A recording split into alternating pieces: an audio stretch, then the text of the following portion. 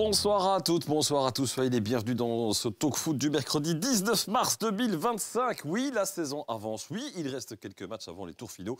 On va en parler évidemment pendant 1h30 avec vous aussi sur Facebook. Vous n'hésitez pas à nous envoyer vos commentaires, vos questions pour nos invités ou pour Philippe sur la page Bouquet Sport. Il y aura le quiz tout à l'heure, on vous expliquera ou réexpliquera tout ça évidemment avec Philippe Buguin. Salut Philippe. Salut Greg. En forme?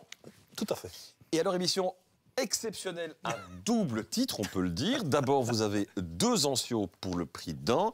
Oui. Et puis, c'est sans doute l'une des premières fois qu'il vient sur un plateau de télé ou un plateau tout court d'un média proximité. C'est Rudy Ancio. Salut Rudy. Bonjour vous deux. Tu vas bien? Ouais, on essaye. On précise la question, nous ne sommes ni frères, ni cousins, ni apparentés. Hein. Enfin, a priori.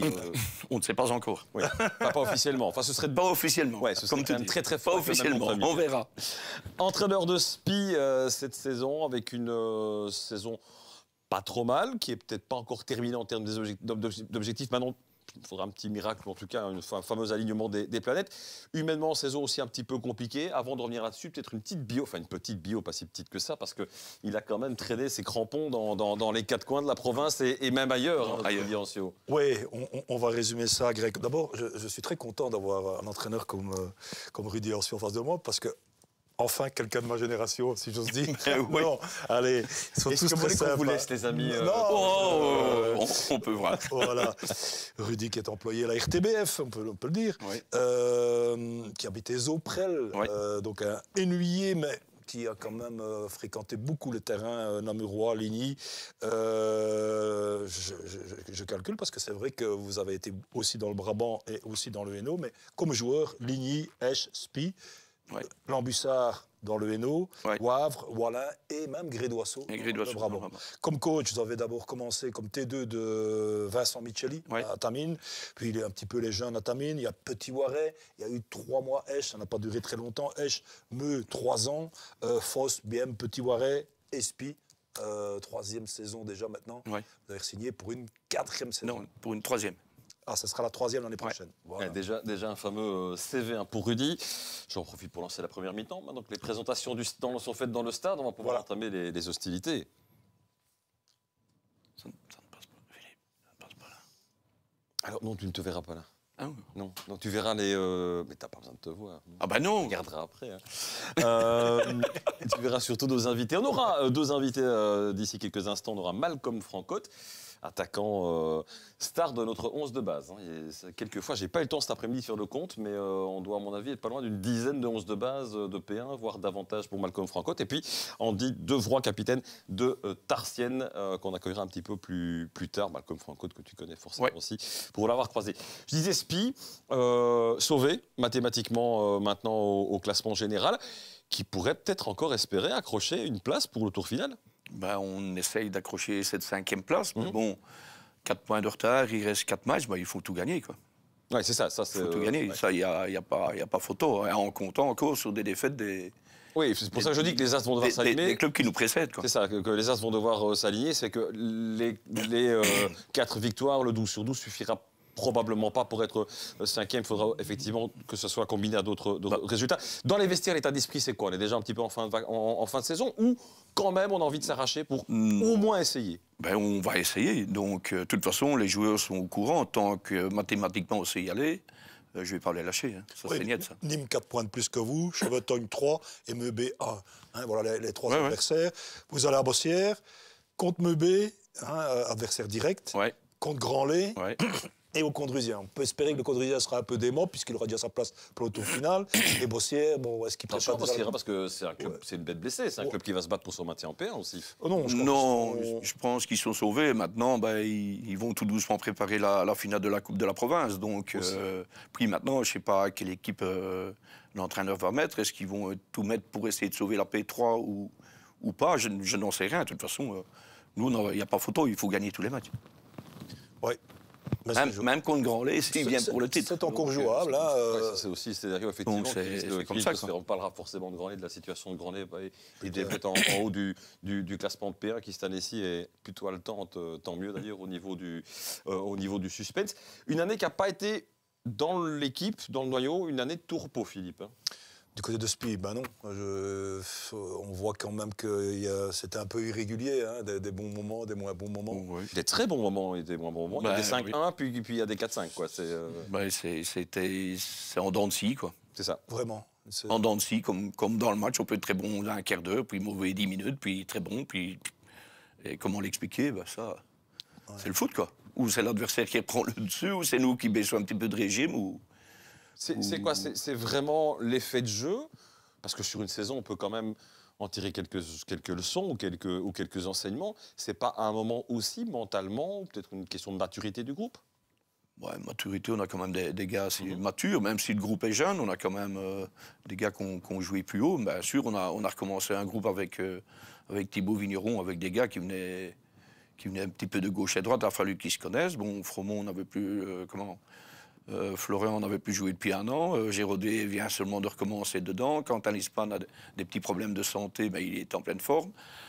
Puis quand il en manque un, il faut bricoler parce que on avait pris le choix avec Thibaut de mettre 10 gamins de moins de 21 ans dans le noyau. Mais bon, quand vraiment la base n'est pas là, les gamins ils doivent apprendre à jouer en P1. C'est ça un peu qui explique. Ils pensent tous qu'ils peuvent jouer en P1, mais un match, 2 matchs, après, ça fait mal. L'intensité est là, les entraînements ne sont pas les mêmes, les duels ne sont pas les mêmes, la vitesse du ballon n'est pas la même. Donc il n'y a rien qui est la même. Sur un match, il y en a beaucoup qui peuvent jouer, quoi. Les Fromont, justement, ça aussi, humainement, il a fallu gérer cette indécis, Rudy. Oui, il a fallu gérer. Mais bon, c'est les aléas d'un entraîneur. Hein, donc, celui qui me dit que tout se passe bien dans son vestiaire, comme entraîneur... Oui, ça a clashé. C'est sorti du vestiaire, ça, c'est quelque chose qui est moins habituel. C'est ça qui est moins gai. Normalement, ça doit rester dans le vestiaire. Bon, il y a un moment, il faut prendre des décisions, puis elles ont été prises. Bon. Il avait dit que c'était Louis ou vous, à un moment, on était jusque-là. Moi, je l'ai compris comme ça. Ouais. Bon, me connaissant, je vais le dire franchement, si ça a été il y a 15 ans, il y a longtemps que ça aurait été réglé, mais bien avant. Ouais. Bon, maintenant, ici, je me dis, on en avait parlé avec. Maintenant, je lui en ai parlé. Sur le fond, il n'avait pas tellement tort, mais sur la forme, c'était inacceptable. Il a trop joué la star? Il se croyait... Non, je ne pensais pas qu'il a joué la star. Bon, c'est ce caractère qui venait. C'est des mots, en fait, qui... C'est des mots que moi, je ne peux pas accepter par rapport à certaines choses. On peut dire les choses, mais autrement, en fait. Mais sur le fond, je n'ai pas dit qu'il avait tort. Il le sait très bien. Mais sur la forme, je dis, arrête tes conneries. Et ses copains, les équipiers, le prenaient mal? Oui et non. À mon avis, il le connaissait mieux que moi. Oui, ça a été pris comment, justement dans il le connaissait mieux que moi. D'accord. Donc il s'attendait à ça. Il s'attendait à ce que je parte en vrille, quoi. Donc voilà. Oui, c'est ça. Que je prenne des décisions. Et les décisions ont été prises. Voilà, ça s'est rabiboché aussi. Oui, on a discuté, on s'est vu nous 2 fois en dehors du foot, et puis voilà, quoi. Et puis il remarque, hein, il a marqué dimanche. Et puis il est revenu avec de bonnes intentions, plus positives pour le groupe. Et c'est une bonne chose, parce que c'est un super joueur. Hein. Il y a juste son frère, lui, qui n'a pas pu... Ça, c'est un autre cas, c'est un autre débat. Oui, mais normalement, le bon Lucas Fromont aurait dû. Aurait pu et aurait dû, mais bon. On signe, enfin coucou à Lucas Gibaldi qui est dans le chat, et puis il y a Laurent Dozimon, notre confrère de Matélé, qui se souvient de toi, Rudy, champion en P1 avec Petit Waret, il y a plus ou moins 20 ans. Oui, il y a plus ou moins 20 ans. Un peu plus. Peut-être. Non, un peu moins. Enfin, ceci dit, ça ne rajeunit pas non plus notre... Un peu moins. C'est le plus beau souvenir, ça, Rudy. Petit Waret, champion. Partout où je suis passé, j'ai des bons souvenirs. Non, mais s'il faut en choisir un, vous vous sentez bien dans votre peau, là-bas Petit Waret, je me suis toujours bien plu. Donc, moi, d'ailleurs, j'y suis retourné en P3. On est de nouveau monté de P3 en P2. Mais c'était un club que j'apprécie. Donc, qu'est-ce qu'il y avait de spécial, là-bas? Je ne sais pas. Ou qui encore? Oui. Il y a toujours... Il y a les dirigeants, puis il y a cette âme d'un club qui ne se prend pas au sérieux, qui joue, quoi. C'est agréable. La rive gauche de la Meuse face à la rive droite en Donnette, les biwaks. C'était chaud, quoi. Dites, je vous propose peut-être d'accueillir notre premier invité, hein, l'attaquant de Grand-Lay, j'allais dire de Grand-Lay. Il est plutôt défenseur central, le grec, mais c'est pas grave. Malcolm Francotte. Ah, pardon. Non, c'est le frère. Si on parle de Malcolm Francotte, alors vous avez raison. Je pensais que c'était notre ami Arnaud. Bien. Si c'est un défenseur qui marche bien. On va lui demander. Salut Malcolm, bienvenue dans notre studio. Tu nous entends bien? Oui, j'entends bien parfaitement, merci, bonjour. Donc tu le rassures, tu es toujours bien attaquant, hein? Toujours, sauf à l'entraînement. D'accord. Malcolm, donc, attaquant de Grandlay, on va peut-être rentrer dans le vif du sujet avec toi. Au Grandlay, il y a encore un mois et demi, je pense que personne ne les voyait autrement que champions en fin de saison. Et puis il y a eu ce fameux mois cette reprise, hein, cette fin du mois de janvier, mois de février, qui était, je pense qu'on peut le dire, catastrophique. On a loupé beaucoup de rendez-vous. Aujourd'hui, c'est 2 points derrière Evelet. 12 points encore à prendre. Il y a des gros matchs aussi pour Evelet, notamment face à Rochefort. On verra, parce qu'il peut se passer plein de choses. C'est quoi l'état d'esprit dans le vestiaire? L'état d'esprit, c'est qu'il y a 4 matchs, donc 4 finales. On va prendre le maximum de points et on verra à la fin, on fera les comptes. Ça veut dire qu'on y croit encore ou qu'il y a quand même eu un coup de bâton, un coup de bambou sur la tête il y a 3-4 semaines? On l'a pris il y a 3-4 semaines, on a eu les discussions qu'il fallait. Et puis, on s'est dit, si on laisse tomber et qu'on finit le championnat comme ça va être très long. Donc, match par match, on a attendu. Ici, on a pris un petit coup de boost avec leur match nul à Evelet. Et voilà, maintenant, on y croit. Tout peut encore jouer. On sait que Rochefort peut prendre des points. Ils ont déjà perdu des points contre Rennes. Donc, pourquoi pas? On y croit à fond. Oui, Malcolm, mais ce sera spécial pour toi, spécialement ce déplacement, l'avant-dernier match à Spi. Hein, tu as joué là, je pense que tu as joué 4 ans là, à Spi. Et puis, dernier match à Tamine, tu as joué 4 ans aussi. Donc, finir le championnat comme ça, ce serait chouette peut-être d'être champion à Spi ou à Tamine, ou contre Tamine. Je ne suis pas certain que Rudy pense comme ça. Je pense pas. Je pense que ça va être le dernier match, mais je pense que je suis à Grandlay. Je suis à Grandlay. On finira la saison à Grandlay. Et que ce soit à Spi, qu'on soit champion à Jeudine, ça change rien. Le but, c'est d'être champion et on verra. On pense pas à son ancien club et tout ça dans ces cas-là, quoi. On sait qu'il y a des rivalités. Outre les équipes, il y a parfois des présidents, des rivalités dans les projets de club, dans la philosophie de club. Dans le match Grandlay-Evelet, il y a des clubs qui seraient tentés, qui sont sauvés, qui seraient tentés d'ouvrir la porte pour permettre à Grandlay, de récupérer son stade par rapport à Evelet. Je parle encore une fois dans cette P1 où tout le monde n'est pas aligné avec tous les projets de club. Pour le dire clairement, Evelet a au début été très critiqué de mettre de l'argent sur pour laisser sur aller un match ou quelque chose comme ça. Ouais. Non. Je pense pas. Je dis, on est quand même tous joueurs de foot. Si on commence à calculer sur un terrain, à dire ouais, on va laisser monter un tel, c'est pas correct. Je pense que à partir du moment où on monte sur le terrain, on donne ce qu'on a, même si on dit, par exemple, moi je veux pas monter, je veux qu'un tel monte. C'est ça. On joue le match à fond et quoi qu'il arrive, je pense que ça arrive pas encore chez nous. Les chances, grosso modo, de Grandlay de décrocher le titre là aujourd'hui avec votre calendrier, le calendrier d'Evelet, ces chances-là, elles sont à combien? 50-50, un peu plus, un peu moins? Je pense qu'il n'y a pas du 50-50. Ils ont leur destin entre leurs mains. Donc maintenant, donner un pourcentage, c'est compliqué parce que tout va très vite dans le football. La preuve, on avait à un moment, je pense, 7 points d'avance et maintenant on en a 2 et juste avant 4 de retard. Donc, oui, donc la balle est dans leur camp et on verra par la suite. Alors, s'il y a le tour final, voilà, tu sais bien, on a un de tes coéquipiers qui est collègue chez nous au service marketing, c'est Robin Van Betz, qui est 6. J'en discute forcément souvent le lundi matin avec lui à la machine à café.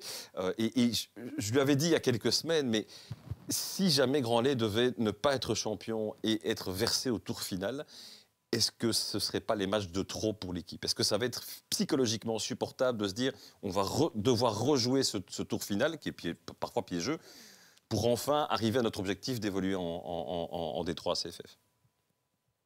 Le tour final, c'est entre guillemets une nouvelle compétition qui commence. C'est donc ça. il faut remettre tout, le moral à zéro, le physique et tout ça, faire une petite préparation.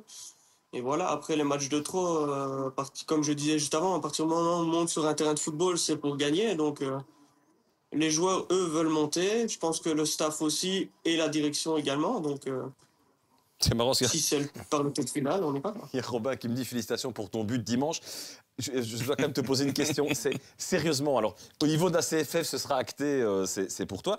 C'est toi ou c'est lui? Parce qu'apparemment, c'est le gardien de l'équipe adverse qui va dire à l'arbitre, non, c'est pas Robin qui met le but, c'est Malcolm. Qui met ce but? En fait, même moi, j'en ai parlé avec Robin, un peu tout le monde. C'est vraiment difficile parce que donc il y a une petite partie de billard. Le ballon est touché 3 fois et elle est derrière le gardien. Donc lui se retourne, la ressort et maintenant, est-ce qu'elle est passée la ligne ou pas? Je ne sais pas. Et il la remet sur mon pied. Donc Enfin bon, il sera officiellement voilà, attribué et donc tout ce qui compte, c'est but. oui, et puis ça lui permet aussi d'être toujours premier buteur, meilleur buteur de la P1. Oui, ça, un but, c'est un but, on le prend. Ouais, c'est tout. On est d'accord. Malcolm, qu'est-ce qui s'est vraiment passé maintenant avec un petit peu de recul dans ce mois de février, puisque on regarde quand même, hein, février, vous perdez 3-4 contre Jeudine, vous perdez 2-3 contre Chevetogne et vous perdez à Rochefort-B 2-1. Est-ce qu'il y avait une fatigue à ce moment-là après allez, on est encore au cœur de l'hiver. Est-ce qu'il y a des gens qui étaient partis au ski? Qu'est-ce qui a fait fin d'études, peut-être fin d'examen, peut-être oui, aussi, peut-être aussi. Oui. Avec un peu de recul, pourquoi ce mois de février a été compliqué pour Grandlay? Il y a eu un peu de fatigue. Je pense que ça se fait ressentir. Pour nous, le championnat, il est long émotionnellement et physiquement parce que voilà, c'est beaucoup les mêmes joueurs qui jouent. Mais non, c'est juste que comme chaque club, on a une autre creux. Nous, il est arrivé à ce moment-là. Et à la différence d'Evlet, où eux ont eu leur creux et ils ont marqué souvent à la dernière minute pour arracher un point ou prendre la victoire.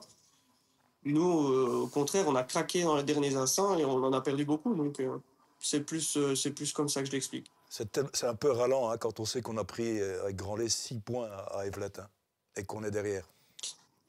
Ouais, c'est ça. Et, le problème, c'est qu'un championnat, il faut battre toutes les équipes. Je dis, tout le monde peut battre tout le monde. Et t'as beau faire 6 sur 6 contre le Condruvien, contre Evlet et battre une fois Rochefort, mais voilà, t'as perdu des points à Tamine, t'as perdu des points contre Jeudine, contre Pétigny. Bon, voilà, c'est compliqué. Et beaucoup de monde pensent aussi que Rochefort-B sera l'épouvantail dans le tour final.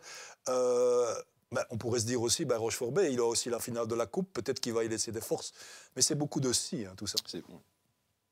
C'est beaucoup de si, et puis c'est une très belle équipe, même sans les descendants de D amateurs, parce qu'il n'y en a pas non plus 6 qui descendent à chaque fois. C'est une équipe qu'on voyait champion ou lutter pour le titre début de saison. Donc, ils ont autant de chances que nous d'aller chercher cette place au tour final, quoi. Un petit tour par le chat, les amis. Danny Verkamer qui te souhaite bien le bonjour. Bonjour, Danny. Rudy, on souhaite d'ailleurs aussi une belle soirée à Rudy, qui salue également le voisin Malcolm. Et nous, on passe des messages. Hein, donc mission de service public, télévision de service public. Donc, on passe des messages. Salut au voisin Malcolm. Donc, petit verre en terrasse cet été, point d'interrogation. Donc, si tu peux répondre à Danny, je pense que ça lui ferait plaisir. Quand il veut. J'ai déjà invité 2-3 fois, mais chaque fois, on annonce un bon petit 17-18 là, pour demain et après-demain. Donc, vous nous dites juste l'heure, on sera là. Hein. Nous, il n'a qu'à traverser la rue, lui, et il vous enverra l'adresse. Malcolm, tu as le bonjour d'Aurélien Lambert également. Alors, on a Aurélien Pierre qui nous dit « Où est ton bonnet, Rudy ?» Écoute, le bonnet que j'avais... Explique, parce que... Le bonnet qu'on avait quand on était champion de P3 en P2, il a disparu bizarrement à Petit Voiret. D'accord. Donc j'en ai un autre. Le mystère du bonnet disparu. Maintenant, j'en ai un autre, mais bon, on est quand même sur un plateau télé, donc... D'accord. Oui, il y a une heure de grande écoute, si je comprends bien. Et il y a une heure de grande écoute, si je comprends bien. D'après ce que je crois, tes messages, je vois ce qui arrive sur vos portables. Oui.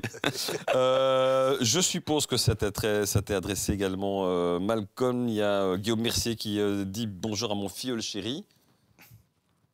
Bonjour parrain. Voilà, bonjour parrain. Alors Vincent Rousseau, question. Bonsoir Malcolm, quel est ton objectif personnel niveau but? Donc on est à 30 pour l'instant. Si on va essayer d'aller titiller les 40 maintenant, il reste 4 matchs, c'est compliqué. C'est pas mal. Mais si jamais il y a le tour final, on ira chercher les 40 maintenant. Tu as déjà 35, ce serait bien. Tu es déjà à 37 avec la Coupe et d'autres matchs, hein, je pense, non? J'ai pas compté la coupe. Pour moi, c'est 31 en championnat. Les autres, je ne saurais pas dire. Ouais.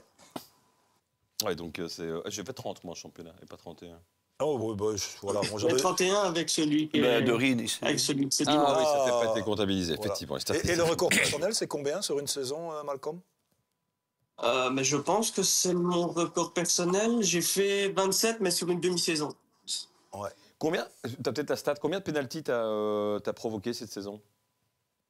Aucune idée. Je pense que le 3/4 des pénaltys que je mets, c'est moi qui les obtiens, mais je les compte pas personnellement. Le fameux crochet spécial, la spéciale Malcolm Francote. L'autocroche-pied. L'autocroche-pied à 12 mètres de la ligne Est-ce du qu'il but. en a loupé, Greg, cette saison, Malcolm, des pénaltys? J'en ai loupé un. Je crois que c'est avec Vincent Eugène. Ah oui. À Nîmes, je pense. Ah. Non, Pétigny, c'est Pétigny. À Pétigny. Pétigny chez nous. Ah oui, voilà. Pétigny chez nous, ouais. Malcolm, tu es très régulièrement, et je vais lever un petit coin du voile de l'équipe type qu'on va découvrir en quelques instants. Ce ne sera pas le cas ce soir, donc on va quand même demander à Rudy de s'expliquer par rapport à ça. Mais tu es très régulièrement, plus de 10 fois certainement. J'ai pas eu le temps malheureusement de faire des comptes dans l'équipe type de P1 avec Vincent Rousseau, avec Noah Ancio. Enfin voilà, c'est quelques noms qui reviennent régulièrement. Tu suis, j'imagine aussi un petit peu, même si c'est pas toujours en direct. Ça te fait quoi d'être mis à l'honneur quand même par les coachs d'autres formations de première provinciale, donc forcément des concurrents? Ça fait toujours plaisir. Maintenant, moi, je regarde surtout à l'équipe, donc c'est tout ce qui est récompense individuelle, c'est peu d'importance pour moi. Maintenant, c'est vrai que c'est toujours gai de voir qu'on est dans l'équipe type ou qu'on est, par exemple, dans le Vers l'avenir, l'homme du match, des trucs ainsi. Donc voilà. C'est juste ce plaisir. Malcolm, on se revient quand même sur la motivation de l'équipe. Voilà, on sait qu'il y a quelques jours qui ne sont plus là non plus la saison prochaine. Est-ce que ça ne va pas tenir aussi cette motivation là maintenant et surtout dans le tour de finale au fait et à ceux qui restent et à leur envie d'aller jouer en Détroit? Et donc, quel est ton avis sur cette envie globale de l'équipe et des joueurs individuels d'aller évoluer une division dessus? Sur l'équipe, je pense que plus du 3/4 de l'équipe veut évoluer en Détroit. Après, ceux qui partent, malheureusement, c'est beaucoup d'anciens du club, donc ils se donneront à fond quoi qu'il arrive jusqu'à la fin. C'est la fin d'une génération, ça c'est sûr. Et ouais, c'est ça un petit peu. Et puis, je sens venir un peu la question. Non, moi, mon objectif, c'est pas de remonter en Détroit, mais quoi qu'il arrive, je me donnerai à fond et j'espère voir le club monter en Détroit. Et après, tu dis, mais sur un malentendu, tu pourrais quand même essayer une année? Ou c'est un non réfléchi parce que plus d'entraînement, parce que déplacement, parce que plein de choses?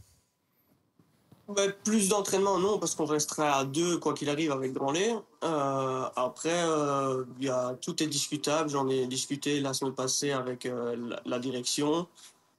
J'ai demandé quelques semaines de réflexion et on verra bien. Maintenant, donc c'est pas un non franc et massif là maintenant au jour d'aujourd'hui. C'est pas un non franc et massif, mais c'est pas mon objectif premier. Vous ne voulez pas jouer en national, Malcolm? J'y ai fait quelques années et tout ça, donc je sais ce que c'est. Ça a changé? Mais maintenant, je viens d'être papa. J'ai mon boulot qui me prend pas mal sur mon physique aussi. Donc pour le moment, je suis très bien en P1. Et Malcolm, ici voilà, Loyer se maintient, on a Biem, on a Ciné, on a Larquet, on a Esch, exact, on a Granley, les voisins, pas trop loin de Larquet non plus d'ailleurs. 6 clubs Namur en N3, est-ce que ça donnerait quand même pas l'envie d'aller dans cette N3 parce que ça fait quand même 12 derbys sur la saison, hein.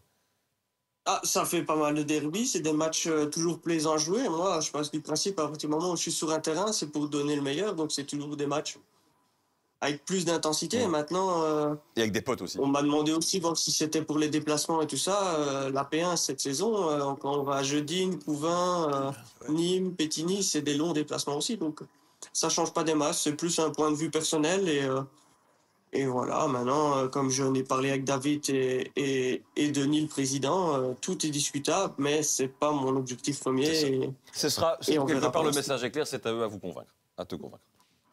Non, mais ça... On va dire ça comme ça, voilà. C'est plus quelques temps de réflexion pour moi et on verra. Oui, et on peut te demander, Malcolm, si j'imagine qu'avec une trentaine de buts comme ça, on est fort sollicité. Hein. On a déjà entendu des clubs comme Gosselies qui étaient intéressés par tes services, mais d'autres certainement aussi. C'est compliqué de peser le pour et le contre avec tout le monde? J'ai pas été sollicité tant que ça. Je pense que les clubs qui m'ont contacté se comptent sur les doigts d'une main. Donc voilà.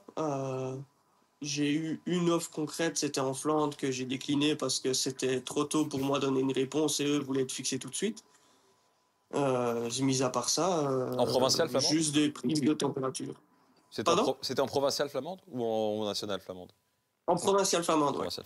Ouais, c'est fou. Mais ils oui. regardent les statistiques, à mon avis, les clubs, et ils voient un bon buteur là. De toi à moi, Gansoren ou Hullart ils sont pas très loin d'ici. Hein, non, c'est parce que c'est Pascal Pilote qui m'avait contacté depuis des années et du coup il m'a recontacté cette année parce qu'il cherchait un avant-centre avec Jordan Fournier. On aurait fait la route ensemble à deux, mais c'était beaucoup trop tôt pour répondre. Donc, Et puis les travaux sur les 400 euros, c'est encore pendant quelques mois. Mais Malcolm a toujours été clair, il a toujours dit moi je veux rester en provincial, et c'est tout à fait défendable.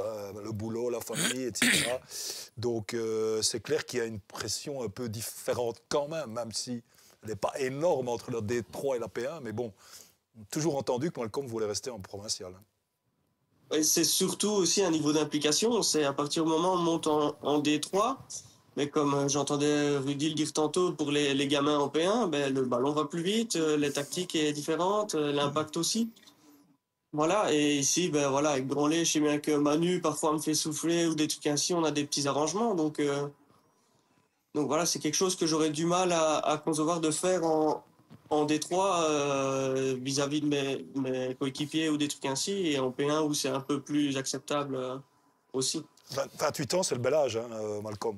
Vous êtes en pleine possession. Ah, mais c'est le sommet, ça. Bientôt 28, on verra. Même pas encore 28. Même pas, non, 27. Même pas encore 28. Je vous propose de repasser par le chat, puis d'aller tout doucement vers le 11 de base de Rudy. Alors, je sais pas pourquoi tout le monde t'appelle Michael. Alors, c'est Christian Brahi. Il vient de prendre quelques années, là. Qui n'arrive pas à dire mon prénom et il m'appelle Mike ou Michael depuis le début de saison et du coup c'est resté. Voilà, bon, donc bonsoir Michael, bonsoir Malcolm. Est-ce que le bébé nageur du dimanche matin te permet de plonger plus facilement l'après-midi? C'est une question de Romain Brouillet. Il me fatigue un peu plus, donc si je plonge, je me relève plus maintenant. Maxence Moutu, oui Moutu je dis bien, est-ce que Malcolm sera présent en demi-finale de Coupe de Belgique au mini-foot? Tout dépend de leur noyau. S'ils sont assez, je leur laisse ma place. Kylian Delcomen, on va toujours parler de mini-foot. Bonsoir, monsieur Francotte. Pensez-vous vraiment prendre votre retraite à jamais puis United? J'aimerais bien, mais apparemment, ils ne sont pas fort d'accord. Romain Brouillet qui dit 2 entraînements par semaine pour le reste de l'équipe. Toi, c'est 2 fois par mois. C'est plus ou moins la tapée ces derniers mois, ouais. Et Romain qui surenchérit en disant et encore quand il y a des soupers. pas régulier à l'entraînement donc. Quand il y a souper, là je suis là. Pas régulier à l'entraînement donc. Non, c'est ce que j'expliquais. Je dis voilà que Manu me fait souffler de temps en temps, donc souvent le mardi, avec le boulot j'ai souvent mal aux jambes comme je suis facteur. On marche pas mal et c'est pas avec les raideurs et tout ça, je suis pas quelqu'un de très souple donc je le sens souvent et ça m'arrive d'en sauter quelques-uns. Ouais. Allez, on va profiter qu'on a Rudy avec nous. Rudy qui connaissait très bien votre papa et qui vous connaît très bien aussi. Allez, Rudy, c'est le moment. Si vous avez une petite question à poser à Malcolm. Non, moi, il doit faire ses choix lui-même. Il est assez grand, hein. Oui, il est assez grand. On ne parle pas nécessairement de lui, de son avenir, mais une question sur l'équipe de Grandlay ou de son... L'équipe de Grandlay, c'est très bien. Quand il va venir à Spi, il sera attendu. Donc, ça, c'est comme ça. Surtout que si on peut encore être dans les 5 premiers, s'il nous manque ces 3 points-là, on ira les chercher contre eux. Donc, ah oui, parce que c'est un scénario qui n'est pas impossible. C'est Spi qui est peu en cas de victoire face à Grandlay. Moi, je pense que l'équipe qui va jouer le championnat, c'est Rochefort. Si elle bat Yvelette, ils vont passer devant. Et là, ils seront partis. Et pas la coupe. Ils vont gagner tout, Rochefort. Le championnat? Non. Le tour final, et celui qui va tomber dessus au tour final, c'est la mort. Mais alors, ça voudrait dire que Grand-Lair passera devant. Maintenant, ils doivent gagner. Et ira gagner à Spi. Ils seront obligés de gagner à Spi, sinon Evlette repassera devant. Mais je pense que c'est Rochefort qui va décider de la fin du championnat. Ça va être le juge de paix de la fin du championnat. Oui, je pense que tu penses la même chose. Oui, je pense aussi. Avec ou sans les renforts de la D3 de la D1. Ça, maintenant, ils peuvent le faire. Maintenant, qu'ils vont mettre ou pas, je n'en sais rien du tout. Parce que c'est quand même une profondeur de banc et de la fraîcheur intéressante. Moi, je pense que le club de Rochefort veut absolument monter en national pour ne pas qu'il y ait trop d'écart entre sa nationale 1 et sa P1. Ce qui est... Et maintenant, c'est une bonne guerre. Donc, Malcolm, encore beaucoup de copains à Spi. Ce match-là, bon, tout à l'heure, vous avez dit, hein, c'est un match comme un autre, mais quand même, il y a quand même des copains que vous retrouvez quand vous allez à Spi. Ah oui, ben, je pense que la moitié du noyau, je les connais, donc c'est toujours plaisant de jouer à Spi. Maintenant, à Tamine aussi. Après, c'est surtout les après-matchs qui sont chouettes, du coup. T'imagines fêter le titre à Spi? J'en ai déjà fêté un, j'espère le deuxième. Tant mieux pour la buvette. Mais pas pour la... Tant mieux pour la buvette. Bon, Rudy, on passerait à ton 11 de base. Tu restes avec nous, hein, évidemment, Malcolm. On commentera avec toi tout à l'heure. Ben voilà, c'est parti pour le 11 de base.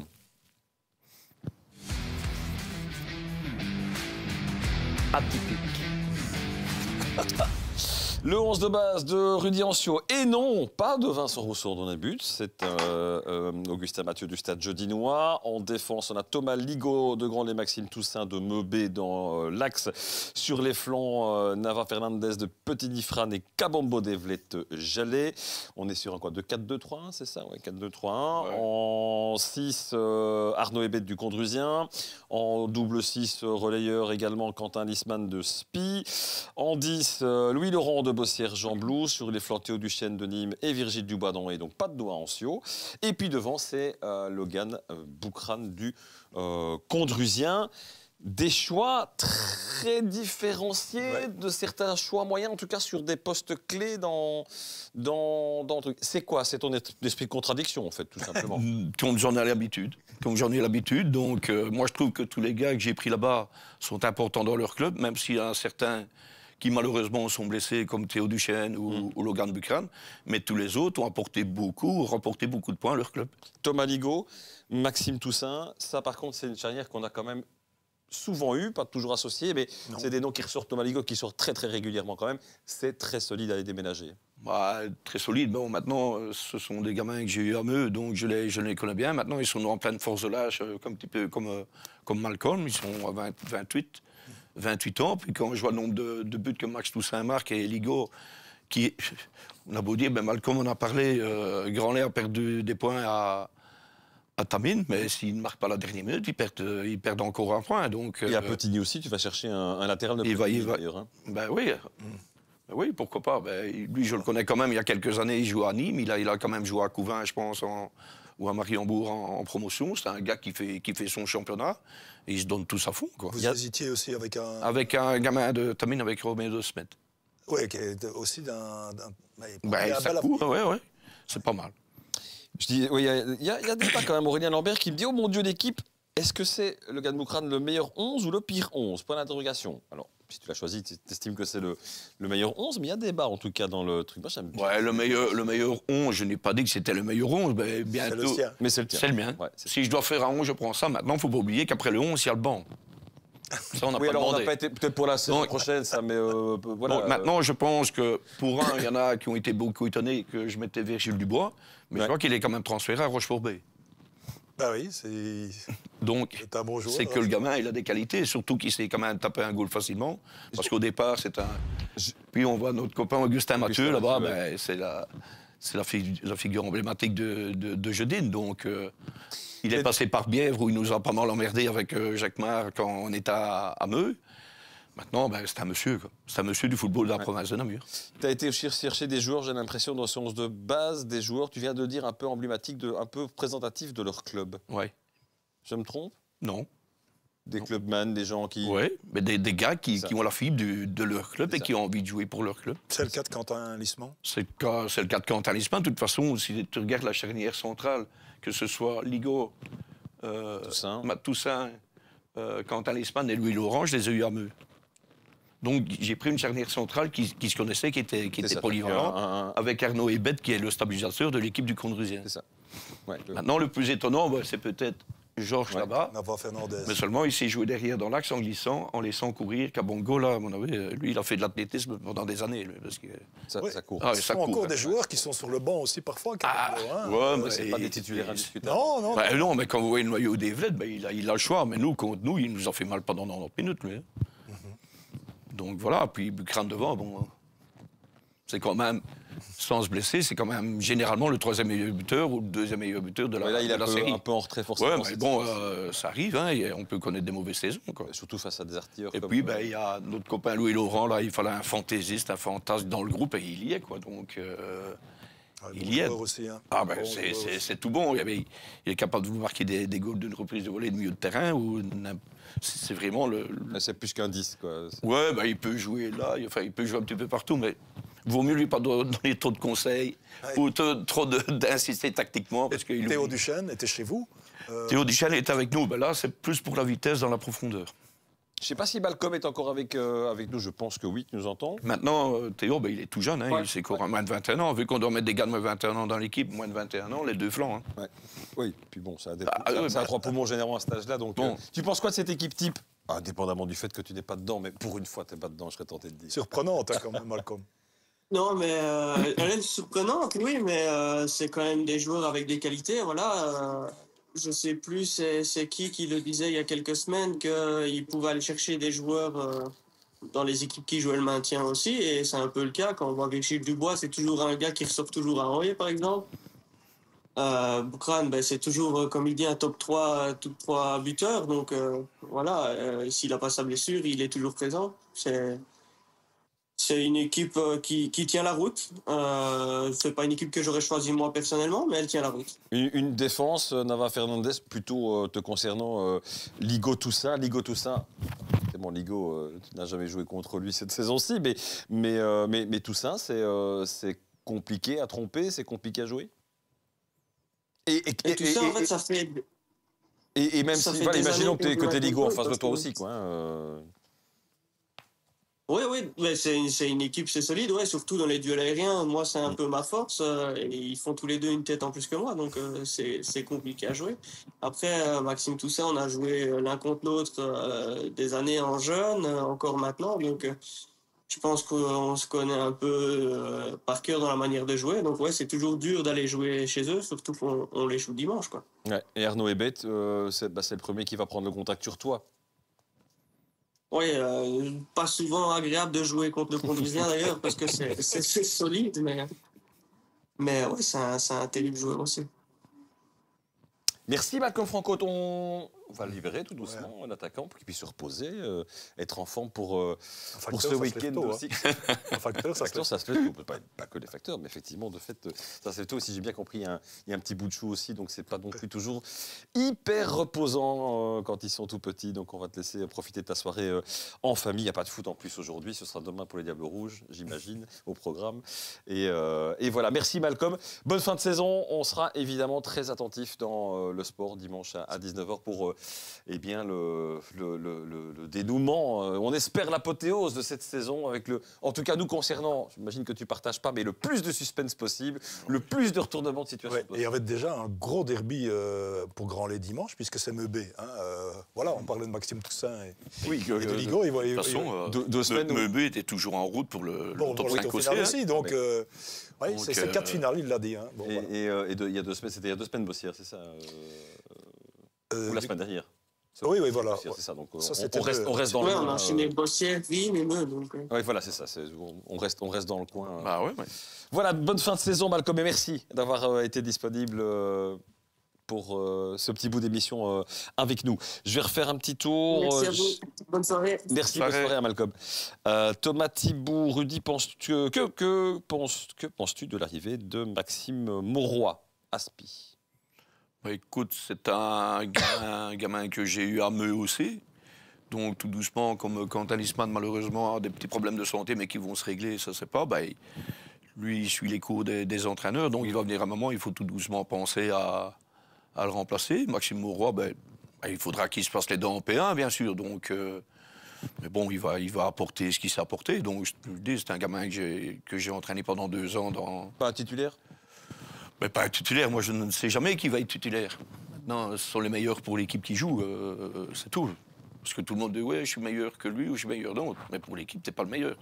Donc, c'est le meilleur pour l'équipe qui joue et pas l'inverse. Et ça se décide à l'entraînement? Bien sûr, ça se décide à l'entraînement. Et puis, il faut voir l'adversaire. Il n'y a pas de star chez toi? Il n'y a pas de star. Il n'y a pas des gens où tu te dis, celui-là, il a un statut à part. Bah, tout le monde sait que quand Talisman, quand il est là, ben, c'est lui qui est le régulateur du jeu. Bon, maintenant, c'est vrai que maintenant, Girodet va revenir tout doucement à son meilleur niveau. Je l'espère pour l'année prochaine. Bon, cette année-ci, il ne reste que 4 matchs. Maintenant, il faudra voir ce qu'ils vont faire pendant la préparation. Soit ils vont se laisser vivre ou ils vont se soigner, quoi. Voilà. Livens Ferret qui nous dit, Rudy, est-ce que tu peux expliquer les discours du Pat à Esch quand tu jouais? Non. Pat Livens. Ouais. Non. Ah oui. Il y en a trop. Ah, c'est ça, il y en a trop. Bon, pour avoir déjà assisté à quelques discours... Il y en a de trop. Oui. Celui qui veut savoir, je pense qu'avec Étienne Goffin, qui est malheureusement décédé, et Fred Adam, qui est lui aussi malheureusement décédé, et Laurent Calais, on avait fait le petit Livens illustré. Ah, c'est Maintenant, je ne sais pas si on sait le trouver sur Internet. Mais allez le voir. L'appel est peut-être lancé de quelqu'un qui aurait ça, qui pourrait nous scanner ça, nous envoyer, oui. tu vois. Non. Celui qui a un peu de déprime, il peut aller le voir et il va bien sortir. Ok.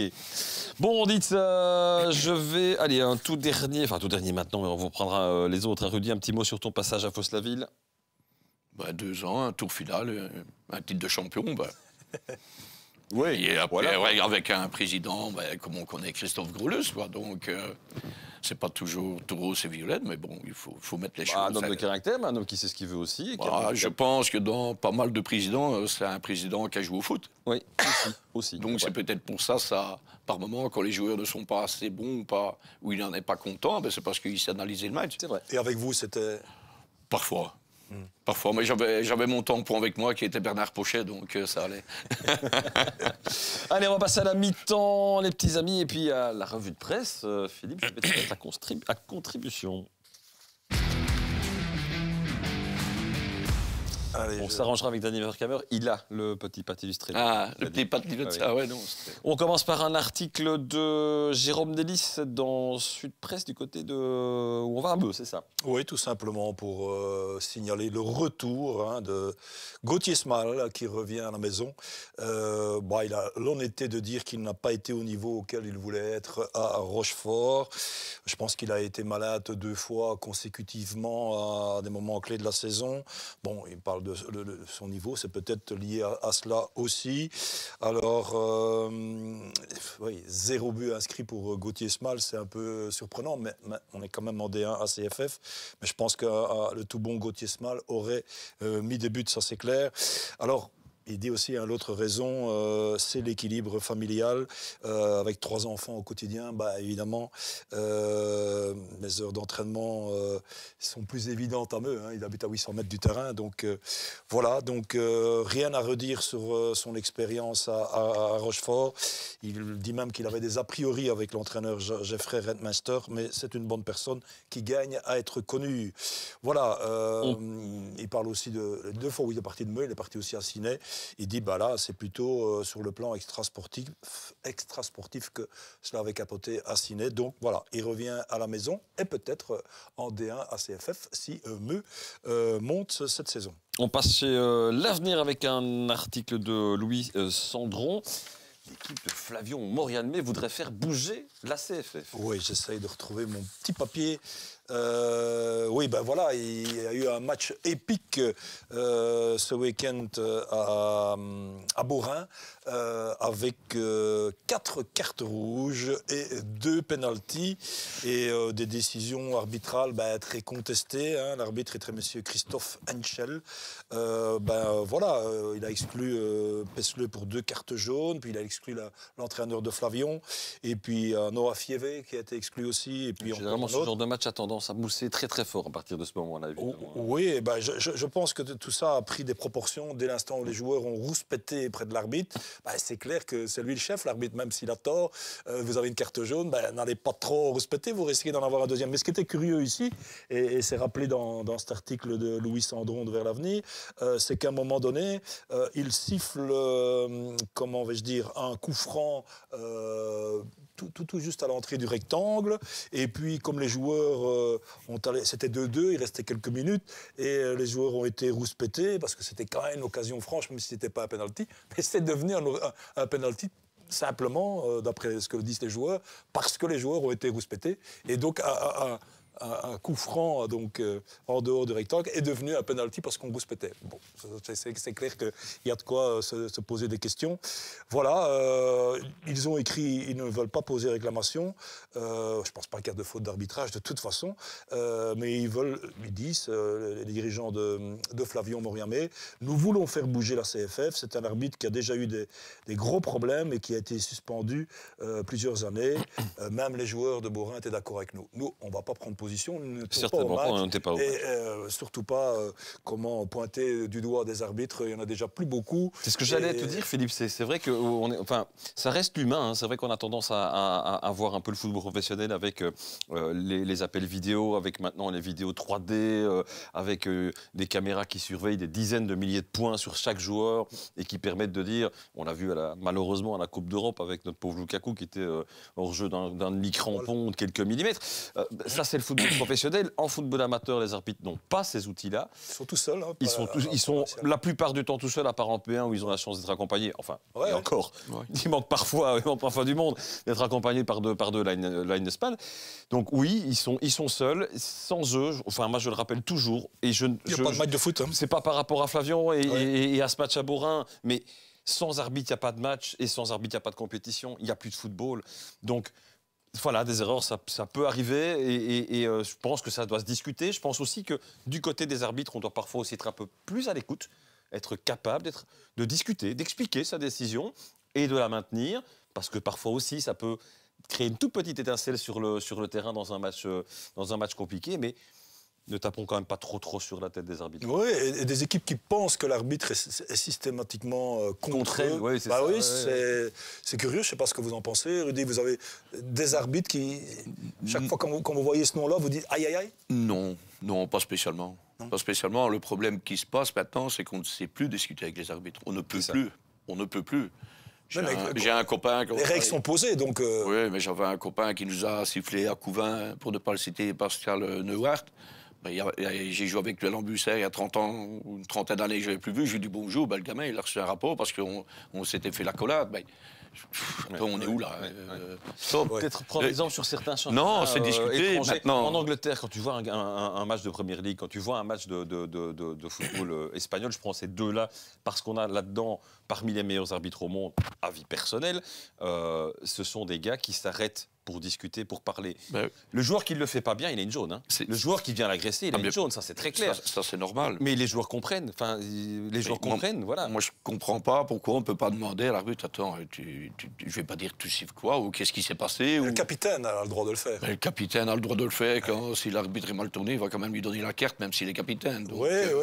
Maintenant, tout dépend de ce qui s'est passé avant, de ce qu'il entend comme réflexion de la part des autres joueurs. Mais c'est comme on dit, quand il n'y a pas d'arbitre, on se plaint, et quand il y en a un, on se plaint, on l'engueule. Et plus on descend dans les provinces, plus on entend des choses au bord du terrain. Et je pense qu'il y en a qui, de moins en moins, veulent descendre dans les divisions provinciales, parce qu'ils en entendent de toutes les couleurs. Donc, on n'a peut-être pas tort non plus, non pas de faire bouger la CFF, mais en tout cas, peut-être d'ouvrir un dialogue avec l'arbitrage à CFF, et a fortiori l'arbitrage en province de Namur.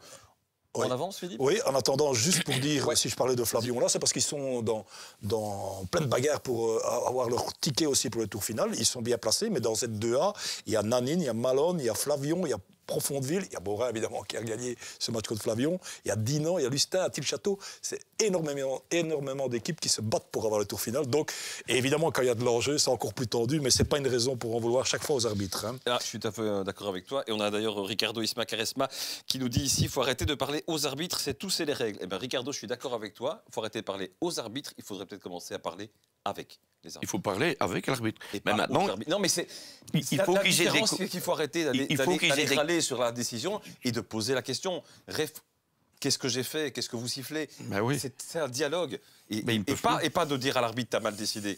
Parce que son rôle, c'est de décider, justement. Écoutez, en P1, on a souvent des arbitres qui viennent de divisions, enfin, de provinces différentes. Ouais. Mais quand on sait qu'ils viennent de provinces différentes, il y a des visionneurs. Et là, il y a des moments...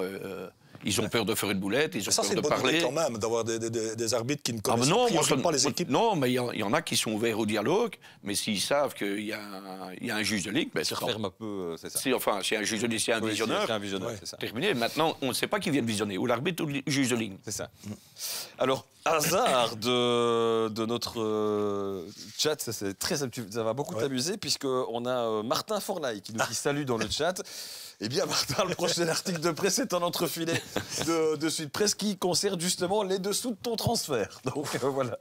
Oui, Martin, qui était très courtisé, je pense que depuis son passage aussi par notre live ici, on a appris à bien le connaître. Et Louis s'est libéré aussi avec Nîmes, marqué beaucoup de buts à 17 ans. Mais curieusement, avant de signer à BM, il dit, voilà, j'étais pas spécialement je me sentais pas dans le collimateur de BM, donc ça s'est joué parce que Mestrio, qui me connaît bien, en a parlé avec l'entraîneur Olivier Defresne, qui m'a téléphoné le soir même, et le lendemain j'étais avec mon papa à BM et j'ai signé à BM, alors qu'apparemment Meux lui a fait aussi une proposition. Il y avait le club de Gosselies aussi qui était intéressé par Forlay. Ben voilà, il dit en fait tout était réuni à BM, j'étais dans une bonne ambiance. Je suis dans un club où il y a une bonne ambiance. Je jouerai un étage au-dessus. J'ai une garantie. Là, c'est un peu surprenant quand même. J'ai une garantie de temps de jeu. Parce que je me disais, tiens, les flancs de Bième, ce seront déjà des très bons joueurs. Donc, il y aura de la grosse concurrence. Ici, apparemment, on lui a dit qu'il jouerait. J'imagine sous-entendu s'il gardait ce niveau-là. Mais voilà, donc, a priori, ça a un peu surpris parce que personne ne s'attendait à ce que Bième saute sur l'occasion. Mais en même temps, BM est un bon club pour le fils de Sébastien, qui a joué aussi plus haut, son papa. Et on lui souhaite évidemment une toute bonne saison. Et dommage pour Nîmes, Nîmes qui avait sorti apparemment le chéquier pour le garder. Mais voilà, il a préféré le défi sportif, j'imagine. Et on verra ce que ça donne. 17 ans, il a tout l'avenir devant lui. Et puis on passe au dernier article, un article de l'avenir de notre excellent confrère Thibaut Marmignon qui est allé du côté de Meux, qui nous rassure, enfin moi ça me rassure en tout cas de savoir qu'ils vont tout donner pour se maintenir en 3e division. Oui, alors c'est plutôt du côté de Loyers qu'il est allé. Et c'est vrai que quand on regarde un peu le calendrier des équipes menacées en D3A, et c'est important, rappelons-le, s'il n'y a pas de Namérois qui descendent, il n'y aura que 2 descendants en P1, donc, et plus bas, les barragistes, on oublie. Ça veut dire que pas de descendants Namérois, il y aurait juste Tamine et Anhé qui seraient descendants en P2.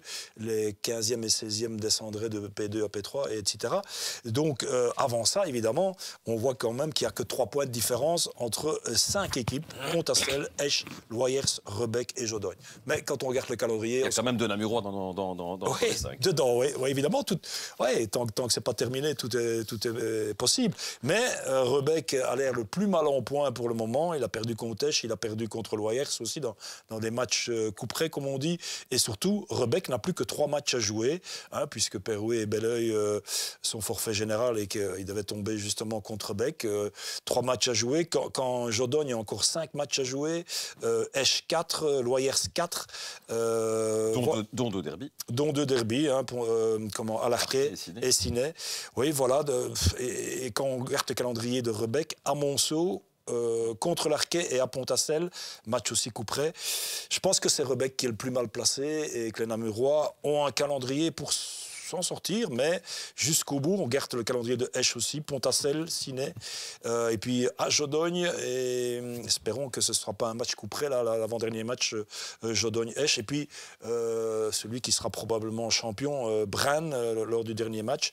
Donc voilà, Je pense que l'OARS et Esch, moi, je pense qu'ils vont se sauver.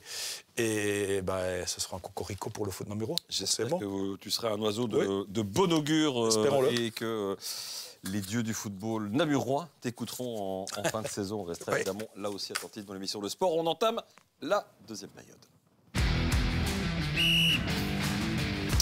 Et je rappelle, hein, on aura Andy Devroy de Tarsienne d'ici quelques instants sur le plateau. On aura le quiz aussi. Vous pouvez commencer à vous brancher sur bouquet.live. On va bientôt activer la possibilité de mettre votre petit pseudo. Et puis on aura évidemment la carte la carte talk. Je ne peux pas dire, j'allais dire un autre mot. Un autre mot que je ne peux absolument pas dire. La carte talk de Brian Verstraat, l'un des médians chez toi, je dis, du côté de SPI. Je reviens justement à Loyers, Esch, etc. Tu suis un petit peu, j'imagine, l'actualité au-delà de la P1. Tu as le même pressentiment positif par rapport à Loyers quand tu entends les matchs qui vont arriver? J'espère que pour les clubs de Namurois, ils vont tous rester. Il y en aura un montant, soit Evlet ou Grandlay. Voire un deuxième. Voire un deuxième via le tour final. Donc ça serait bien de se retrouver dans une série avec 6, voire 7 clubs de la province de Namur. Parce que généralement, on l'a décrit peut-être comme une des plus faibles de la Wallonie. Se retrouver avec une moitié de série en D3... Ça serait magnifique pour le foot namurois. Et c'est pas forcément le cas cette année. Quand on voit l'Arquet, Ciné qui se sont quand même assez vite rassurés dans la division. Biem, ça a été... Mais bon, ça monte. Donc le démarrage, il faut le temps que ça chauffe aussi. Loyers, il y a quelques semaines qu'on imaginait, que tout le monde condamnait et qui reprend un petit peu du poil de la bête. Esch, qui s'est maintenu dans une zone un peu compliquée. Ils ne sont pas facilités la vie, mais ces deux dernières équipes qu'on vient de citer, tu l'as dit, sont loin d'être mathématiquement en dehors. Donc, est-ce que le foot namurois gagne en qualité depuis quelques années? Est-ce que c'est la traduction?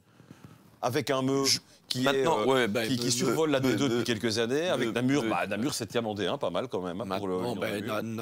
Namur retrouve un petit peu de couleur. Je ne sais pas où ils en sont au niveau des jeunes, parce qu'avant, il ne faut quand même pas oublier que quand il fallait un jeune dans un club européen en promotion, on allait chercher un gamin à Namur, où ils avaient un très bon centre de formation. Maintenant, on voit que Ciné, ils s'en sortent pas mal. Meux a un super centre de formation aussi au niveau des jeunes. Maintenant, quand tu me disais qu'ils ont difficile, Esch a quand même changé pas mal son noyau. Loyers, il ne faut pas oublier que c'est une équipe montante et ils n'ont quand même pas transféré des gars qui venaient de plus haut, peut-être par un manque de moyens. L'Arquet n'a pas fait la saison passée non plus, et ça a été dur la saison passée. L'Arquet, ça a été très dur la saison dernière. Bon, maintenant, il y a un temps d'acclimatation à cette série. Bon, Biem, c'est aussi montant, mais... Ils ont pris ils ont eu 2-3 transferts, des transferts qui ont été pensés aussi. Déjà la saison passée, qui ont été pensés des 3 aussi. Quand tu vas voir maintenant ici un Grandlay, un Evlet, imaginons que les deux soient des montants, soient montants, c'est des... Evlet, certainement, l'acclimatation, à mon avis, sera plus facile. Sera plus facile. Du Cantet de Grandlay, ça va être le grand point d'interrogation s'il monte avec les quelques départs, évidemment. Oui, mais Grandlay, ils ont des joueurs qui ont joué en D3. Ils ont pas mal de gars qui comme Malcolm, sont dans la force de l'âge, entre 27 et 32, 33, et qui redescendent de D3. Donc, maintenant, il faudra bien cibler. C'est tout. Il y a Gaëtan Lapus qui lui nous dit... c'est plutôt le niveau de la nationale qui est devenu plus faible. Possible. Conséquence de la nationale francophone, c'est un peu tôt quand même. Possible, c'est possible, mais bon... On dit souvent que la D3, c'est une super P1. Super P1, Il existait la promotion il y a quelques années. C'était une super P1 aussi. Et il ne faut pas oublier, Greg, que cette année-ci, c'est clair que certains Namurois ont quand même la chance que Belleuil et Perouet... mais bon, ça c'est des problèmes qu'il y a dans beaucoup de clubs. À partir du moment où vous avez un gars qui met de l'argent et qui dit stop, c'est terminé. Je pense que ce que tu veux dire, ça veut dire que ça a permis aussi d'avoir 10 jours à chacune des équipes, mais notamment aussi aux équipes namuroises, d'avoir un moment, il y a 2 clubs qui sont forfaits, donc 4 fois sur l'année, tu souffles. Oui, mais il y en a qui ont quand même joué ces matchs-là. Il y en a qui ont quand même joué au début de saison. Et là où je suis étonné dans cette série-là, c'est de retrouver des clubs du Brabant vraiment dans le fond du panier. C'est vrai? Oui, là je suis étonné. J'ai quand même joué presque 10 ans dans le Brabant, où on disait qu'on était supérieur aux Namurois. Quand vous voyez Perouet et Carrette, Jourdan quasiment descendant, Rebec descendant qui a quand même joué en D2 quelques années.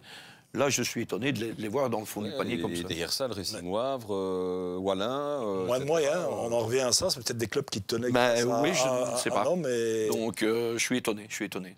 Tu as un coucou de Diego Demoulin, Rudy. Oui. Voilà, il y a Elliot Moléon qui est présent aussi. Augustin Rigaud, un de vos joueurs. On pouvait peut-être attendre. On va laisser dire bonjour à nos amis qui sont là. Ah ben voilà, je dis qu'il dit bonjour. Pardon, Elliot. Augustin. Pardon, Elliot. Bonjour, Elliot. Je rigole. Oui, Augustin Rigaud, j'avais justement envie de vous demander, on pouvait pas attendre un petit peu mieux de sa saison? Enfin, Gus, comme je l'appelle, il est quand même parti 6 mois en Erasmus. Donc, ça explique cela aussi. Il est parti en Espagne, donc le temps qu'il revienne, il est revenu, il était tout feu, tout flamme. D'ailleurs, il a joué 2 matchs. Bon, après, il a un petit peu le coup de bambou de ne pas s'être entraîné pendant 6 mois. Ça, c'est tout à fait normal. Hein. Il faut attendre. Et de toute façon, pour Gus, il reste 4 matchs. Voilà, du moment qu'il est présent. Il reste 4 matchs, comme tout le monde. Tout. Ouais. Ouais. On accueillerait notre ami Andy Devroy, le deuxième invité de cette émission, capitaine de Tarsienne, qui, paraît-il, n'est pas très loin. Oh, je l'entends. Magie de la télévision. Extraordinaire. Téléphone rouge. Oui. Il n'existe, paraît-il, pas, d'ailleurs, le téléphone rouge. Il paraît que c'est un mythe. Salut Andy. Bonsoir à tous. Bonsoir, capitaine de cette équipe de Tarsienne, 12e au classement général avec 31 points. Il reste là aussi 12 points à prendre. Donc, si je vois bien mathématiquement, on n'est pas encore sûr de rester dans la série. Voilà, peut-être un peu aussi, même question que Malcolm tout à l'heure. La première, c'est quoi l'état du vestiaire, monsieur le capitaine? L'état du vestiaire n'est pas mauvais pour le moment. La seule chose qui se passe, c'est qu'on a un petit peu moins d'assiduité au niveau des entraînements, donc ça joue un petit peu sur la forme physique au niveau des matchs. Parce que quoi, il y a déjà des joueurs qui sont dans d'autres clubs? Non, ça je ne pense pas, mais après on a quand même eu 4-5 blessés ici sur le dernier mois, plus 2-3 suspendus, 2-3 départs en vacances, donc ça a joué fortement sur l'impact. Ouais, évidemment.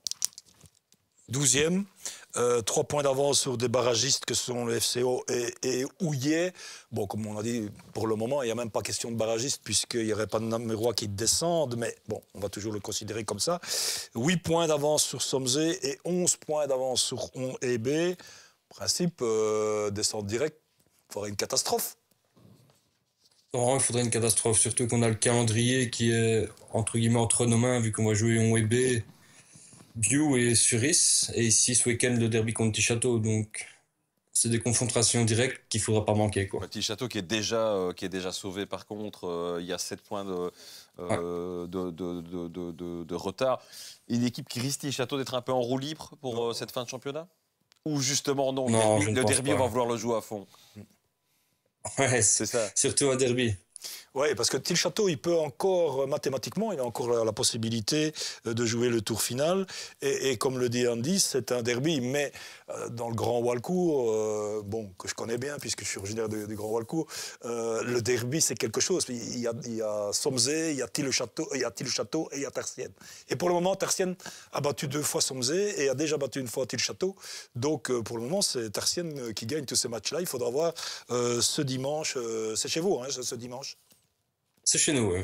Ouais, un match qui se présente bien?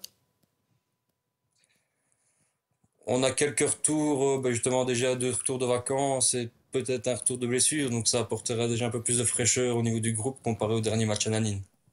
Moins 5 de goal difference, c'est une des meilleures goal difference de la deuxième partie du tableau, c'est à égalité notamment avec Tichâteau.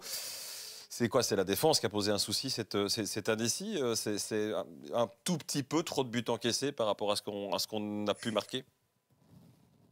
Le problème, c'est qu'ici, justement, à la période actuelle, on avait une très bonne défense jusqu'ici à la trêve. Et depuis la trêve, on a eu des petits soucis au niveau offensif, ce qui a fait qu'on a gardé un peu moins le ballon devant. Et du coup, le poids s'est plus réparti sur l'attaque adverse. Donc on a pu encaisser quelques petits goals, quoi. Oui, et cette équipe de Tarsienne, qui l'année passée encore jouait le tour final, et avait un très très beau football, éliminé in extremis, je crois en prolongation à Petigny-Frane.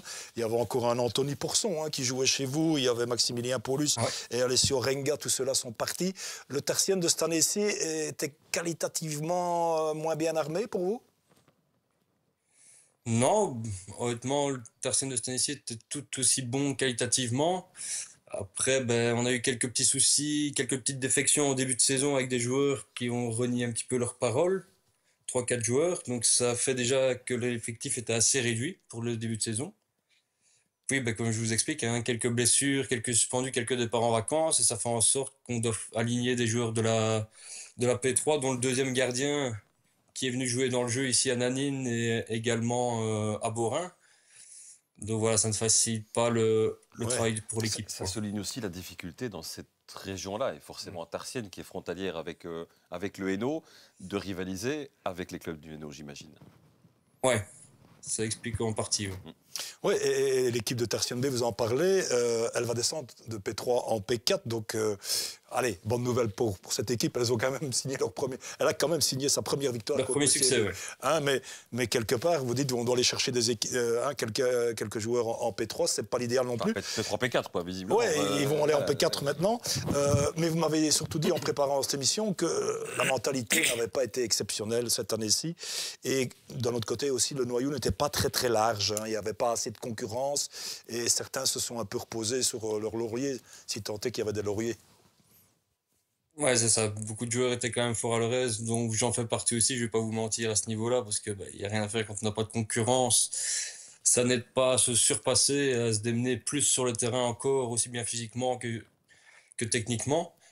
Après, au niveau de l'envie, je pense que c'est même pas un manque d'envie, c'est vraiment au niveau physique où le bas blesse pour le moment, et ça, il n'y a rien à faire. C'est une bonne préparation pour essayer de terminer cette saison en beauté, en se relançant le plus rapidement possible et se relancer correctement la saison prochaine. C'est une demande qui est faite à l'entraîneur, ça, de peut-être accentuer les séances de physique? Le club a cherché principalement un entraîneur qui allait amener plus de rigidité et plus de discipline au niveau du noyau.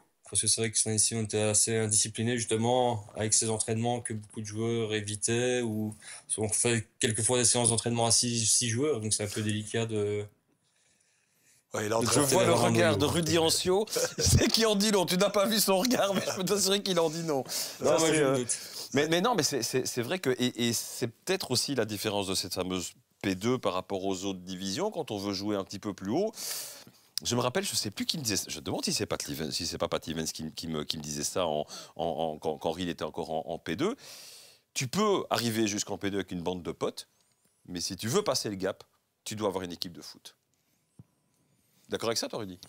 La P1 reste la P1. On a beau la critiquer tant qu'on veut. Maintenant, je n'ai rien contre des clubs où on s'amuse. Non, bien sûr. Tant mieux pour eux, parce que c'est dans leur ADN, et puis c'est comme ça. Si tu veux jouer le top 5 du P2, il te faut une vraie équipe. Malheureusement, quand on regarde un petit peu le classement en P1, hormis la jeunesse tamine qui descend, les 3 ou les 4 derniers, c'est des équipes qui montent. C'est ça. C'est pour ça, oui, quand tu es au-dessus de la... Ce sont des équipes qui montent, donc c'est qu'il y a vraiment il y a une différence entre les équipes, sauf à Rochefort qui est monté, qui a d'autres moyens, bien sûr, que Tarsienne et que d'autres clubs. D'accord avec ça, Andy? C'est vraiment ça pour passer ce cap de la colonne de gauche / colonne de droite, vice-versa, en P2. Il faut changer de mentalité? Surtout avoir une assiduité au niveau des entraînements, il n'y a rien à faire. Parce qu'une fois qu'on s'entraîne de manière qualitative, on sait le reproduire en match. Si on ne s'entraîne pas, on ne sait rien reproduire, malheureusement. Et ils ont Stéphane Decroix qui est aligné cette saison-ci, qui va venir coacher Tarsienne. Bon, pour avoir connu aussi son travail à Nanine, c'est un entraîneur, à mon avis, qui va apporter de la discipline à ce futur noyau de Tarsienne, qui perd Michele Amadoro, qui s'en va à Somzé, là tout près. Donc, voilà, encore la concurrence. Voilà. Et Andy est originaire de Somzé. Je ne sais pas s'il y a joué, mais il m'a dit, moi... Même s'il me faut un pont d'or, je n'irai jamais à Somzé. Pourquoi? Pourquoi, Andy? Alors que vous êtes il y a une petite rivalité plus qu'une petite, visiblement. Rivalité entre Somzé et Tarsienne, un petit peu Anderlecht standard des villages, entre guillemets, quoi. Ouais. Et on va quand même rappeler à ceux qui nous suivent que Andy a quand même un beau petit parcours namurois déjà dans les jambes, puisqu'il avait été repéré par Jean-François Beguin dans les sélections provinciales et il a bénéficié d'un transfert à Namur. Il a joué en D3 avec Namur, avec des Rosmolen, Toussaint, Bukassa, Cli. C'était Pascal Bérangean, l'entraîneur du temps justement de Christophe Grolus et de Lucien Roméo comme dirigeant. Et puis, il est parti à Loyers et là, il a quand même fait 8 saisons à Loyers. Alors, un petit mot quand même sur... il y a encore beaucoup de copains à Loyers. Quand vous voyez la situation de cette équipe et le classement, c'est un peu normal? Je pense au vu des renforts qu'ils avaient fait cette saison, il n'est pas penché pour faire des extras, entre guillemets. Loyers a toujours été un club sain et très familial qui cherchait à amener des talents, entre guillemets, qui montent pour prouver, entre guillemets, leur niveau. Cette année, ça a été un peu plus difficile, il n'y a rien à faire. Ils ont quand même passé une grosse étape en montant en national.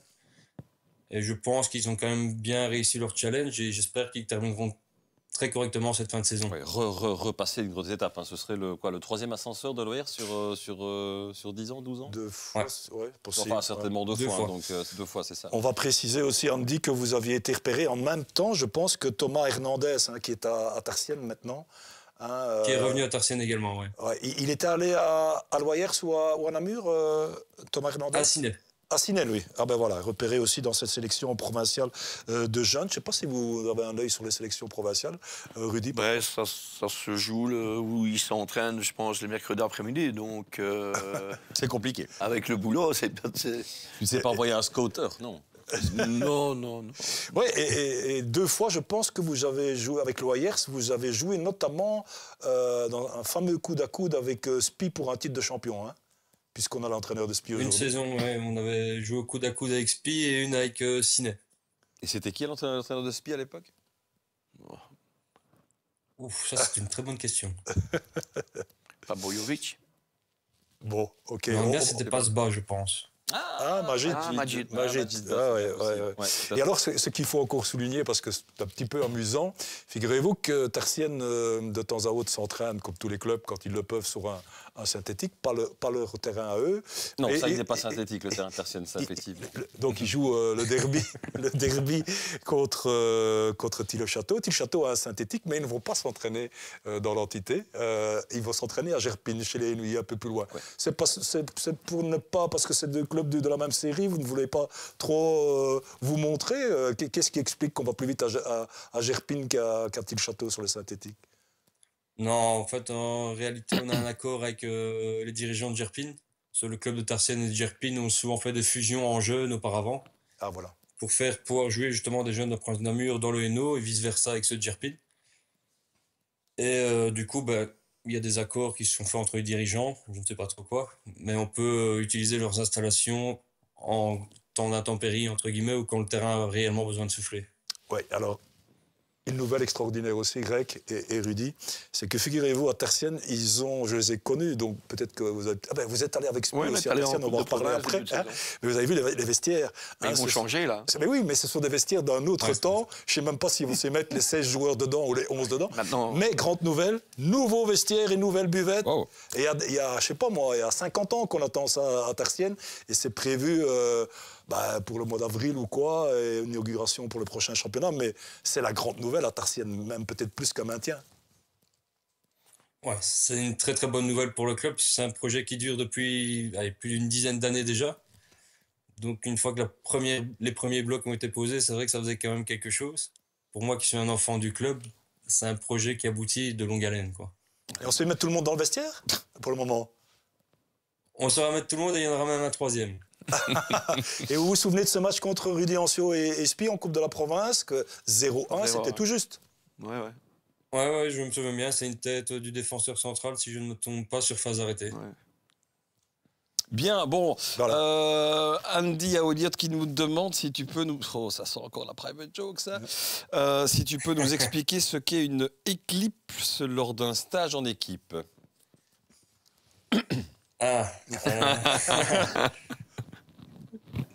Alors, c'était au stage avec Loyer, justement. À un moment, on était tous dans le gîte en début de soirée. Et puis, à 2-3 joueurs, on est parti un petit peu vite fait faire la petite tournée des bars, entre guillemets, du village où on était. C'était dans quel village? Oh, si je me souviens bien, c'était à Malmedy. On est tombé dans un petit bar assez sympa avec des gens tout aussi bien du sympa. village. Voilà. Bon, ben voilà, comme ça, on a le principe de l'éclipse. Dites, les petits amis, est-ce qu'on passerait pas tout doucement au quiz, là, parce qu'il nous reste un petit quart d'heure de jeu, donc il n'y a pas eu tant d'arrêt de jeu, d'ailleurs, que ça, donc on va peut-être aller jusqu'au quiz. Vous allez vous brancher sur le www.bouquet.live. Toi aussi, Andy, tu peux, si tu as un ordinateur ou un smartphone, ça marche aussi à portée de main. Vous allez avoir une petite fenêtre sur... Bouquet.live, vous allez y mettre votre pseudo et choisir également un petit icône, avatar, machin, enfin bref, voilà, pour 10 questions. Et on verra qui est notre gagnant ce soir.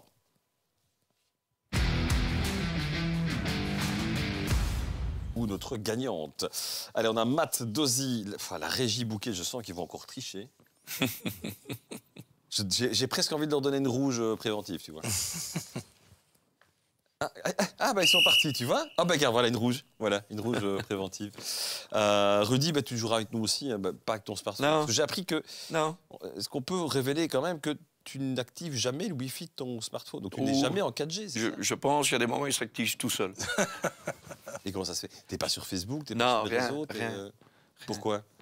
WhatsApp, le groupe WhatsApp avec l'équipe? Non, sur aucun, parce que je ne suis pas de cette génération avec mon... Regarde, Philippe, Facebook, mais Philippe, c'est pour son boulot. Moi, j'en ai pas besoin pour mon boulot, donc je ne suis pas de cette génération-là. Non, mais les entraîneurs qui communiquent avec les joueurs via WhatsApp, qui créent un groupe, ça, c'est pas... Non. Si on a quelque chose à se dire... Si, il y a quelqu'un il y a le capitaine qui est sur WhatsApp ou Facebook, et quand on voit la sélection... Mais la sélection est donnée après l'entraînement? Elle est donnée le lendemain au capitaine qui l'envoie sur le groupe. Ah, voilà. Mais moi, je vais pas, moi. Il te faut une feuille, en fait, c'est ça? Ben, il me faut une feuille ou parole à parole, c'est trop facile là-dessus. Ouais, enfin, ça écrit aussi. Moi, je suis désolé, on a quelque chose à me dire, ben, on ne me l'écrit pas, on me le dit. www.bouquet.live. Oui, un avatar, Laurent. Oui, voilà, on dirait que parfois... Voilà, oui, un avatar. À Namur, on dit un avatar. Voilà. Ouais. Donc, Dozier, toujours là, Guillaume Deloyer, Matt, Guillaume D, www.bouquet.live. J'ai l'impression qu'il n'y en a pas énormément aujourd'hui. On va peut-être devoir se compter. Ceci dit, ça veut dire qu'on aura des gens qui auront plus de chances peut-être d'être premiers. Comme toi, par exemple, Dozier, n'est-ce pas? Peut-être plus de chances d'être premier. Laurent. Est-ce qu'il est inscrit? Il y a votre nom. Ouais, quelqu'un qui, voilà, choisit votre nom comme pseudo. Je vais y arriver. Merci, Philippe. Comment ça veut dire, non, cette journée? Ah, il y en a qui arrivent, hein? Oui, il y en a qui arrivent. Céline Gundogan, Lapin. Bonjour, Lapin. Lapin. Il y a 7 joueurs, www.bouquet.live, www.bouquet.live. On va lancer le quiz, mais vous inquiétez pas, si vous êtes en train de vous connecter, vous aurez la possibilité de raccrocher à la deuxième, à la troisième, à la quatrième question. C'est 1, il faut bien répondre, et 2, ceux qui répondent bien et rapidement ont plus de points que ceux qui répondent bien et plus lentement. Et ceux qui répondent mal n'ont pas de points, vous l'aurez compris. Bonjour à Jean aussi qui est là. On va démarrer avec 8 joueurs. Vous êtes aussi un petit peu moins sur le live, donc c'est normal. Alors, combien de buts a marqué l'Union Namur en saison régulière en D1 ACFF? On parle bien sûr de cette saison 24-25. Ne donne pas les réponses avant, a dit Joss. Il faut attendre que les participants tapotent. Et ne regarde pas l'écran, tu me la donneras après ta question. Ah oui, donc t'as pas dit. Ok, d'accord. Alors, vous savez qu'il faut taper forcément votre réponse dans la petite fenêtre. Eh bien, c'est 25 buts, effectivement, marqués par l'Union, 40 encaissés. Et le résultat, eh bien, ce que Bouquet Régie... Comment ça se fait, vous êtes revenu dans le quiz, vous? Mais j'ai déjà donné une carte rouge, ils sont là. C'est quoi ce truc? Allez, deuxième question. Maudit dans l'oreille, c'est vraiment un coup de... Ouais. Voilà. Reconstituer ces rencontres de la prochaine journée en P1. Qui va jouer contre Evledjalé? Qui va jouer contre Grandlay? Qui va jouer contre Tabine? Meubé, Épion, Rochefort-B. Vous glissez les petits blocs pour les mettre dans le bon ordre. Bouquet.live, www.bouquet.live. Si vous voulez nous rejoindre, il n'est pas trop tard, loin s'en faut. Il n'y a jamais qu'une seule bonne réponse d'une seule personne. Tu l'avais? Non. Tu l'avais pas? Non. Élevé Pépion, Grand Lémeux B, Tamine, Rochefort B. Voilà pour le programme de cette prochaine journée. On va passer aux résultats et je pense qu'il y a pas mal de bonnes réponses. Ouais, 7 bonnes réponses. Et toujours Bouquet-Rési, mais à mon avis, ça va pas... Ah si, ils ont quand même une bonne réponse aussi. Oui, ça c'est de la triche, à mon avis. Mais bref. Voilà. Et tu sais ce qu'ils me disent en régie? On est aidé par Anaël. Donc, alors, on va quand même vous expliquer une petite pause de 2 secondes. Anaël, c'est Anaël Ancio, c'est ta fille. C'est ma fille. Qui est là en régie, voilà, qui voulait accompagner papa, voir comment ça se passait. On lui souhaite d'ailleurs la bienvenue, on lui fait un petit coucou. Et donc, ta fille connaît mieux les affiches de P1 que toi. D'accord. Okay. Des questions à se poser quand même parfois. Hein. Bon, allez, troisième question. www.bouquet.live pour nous rejoindre. Quel club pour être sacré champion ce week-end en P2A? Ça, normalement, Andy s'y participe et qu'il est encore avec nous, il devrait connaître même. Voilà, c'est pas Nanine, Flavion, Morialmé, Pondrome, Malone. C'est évidemment Pondrome, vous êtes 11. On parlait d'un déplacement, c'est celui-là. Qu'est-ce qu'il y a? On parlait d'un déplacement pour l'année prochaine, là c'est encore un beau petit. Pas mal, ouais. Allez, toujours la régie Bouquet, votre nom, Lapin, Matt Dozy, 5e, Guillaume D, Jean, Guillaume Deloyer, Lucas, Andy est bien là, effectivement, et Céline Gundogan. Andy, pas de stress, hein, tu as largement de quoi revenir dans la rencontre sur le www.bouquet.live. 4e question, on va essayer de les enchaîner un petit peu maintenant. Qui est le buteur le plus rapide de l'histoire de la Nations League? Bah oui, on va jouer en Nations League, les barrages demain. Est-ce que c'est Kiefer Moore, un Gallois face au Monténégro? Est-ce que c'est Torgan Hazard face à la Suisse, Bradley Barcola face à l'Italie ou encore Andrea Cambiaso face à la Belgique qui a marqué le but le plus rapide de la Ligue des Nations? Eh bien, c'est Bradley Barcola, effectivement. Combien de secondes à ton avis, Rudy? Je ne saurais pas. 13 secondes. C'était face à l'Italie le 6 septembre 2024. Pas si longtemps que ça. 2 bonnes réponses. On va avoir du changement au niveau du classement général.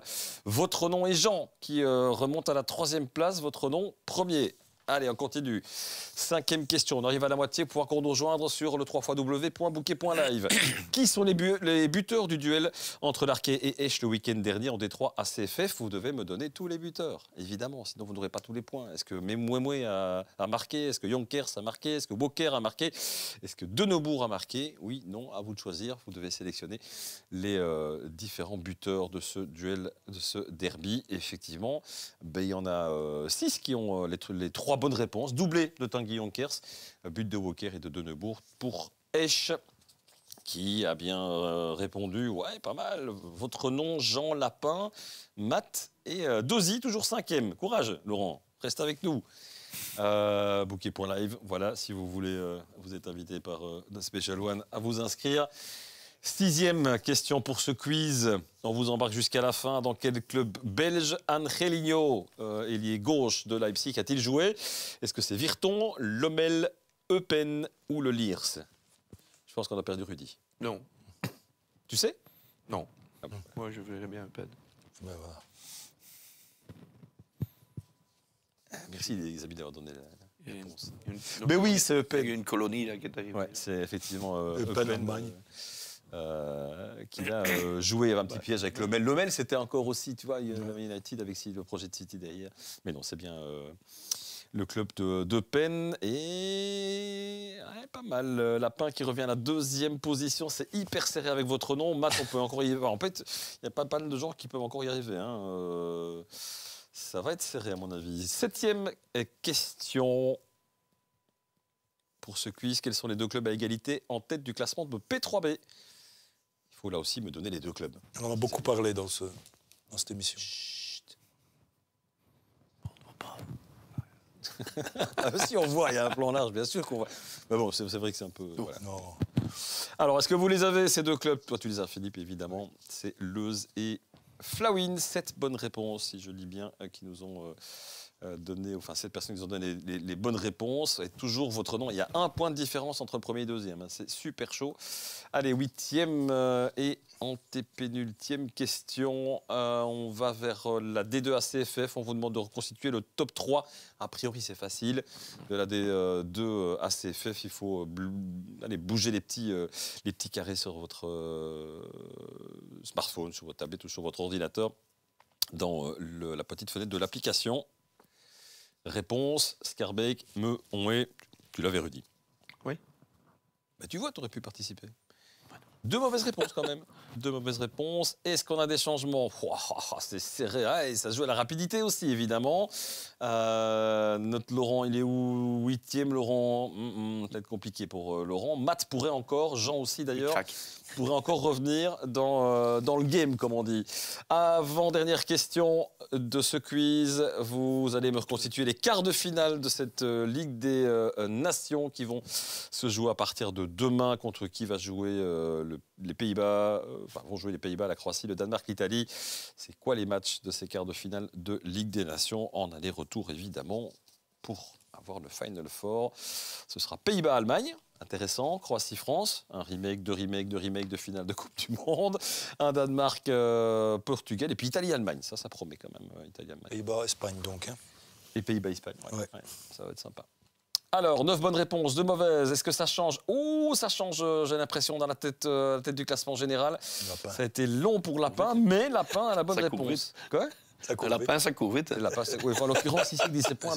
Mais c'est un podium inédit, un grec. Lapin, votre nom et Matt, Jean. Jamais entendu parler dans un quiz. Non, mais c'est bien. Oui, on se renouvelle. Nos suiveurs sont originaux dans les pseudos. Allez, combien de clean sheets Vincent Rousseau a-t-il à son actif cette saison en P1? On ne parle pas du coureur à pied. Hein.